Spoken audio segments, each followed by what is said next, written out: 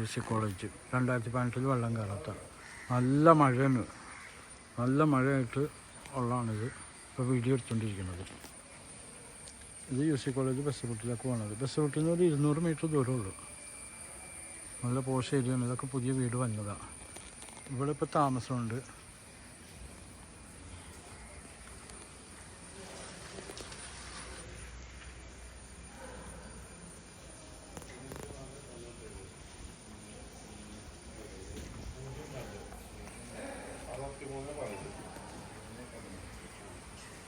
യാഫിത്തിന്റെ പാതിലെല്ലാം യാഫിത്തിന്റെ ഇവിടെ വീട്ടിൽ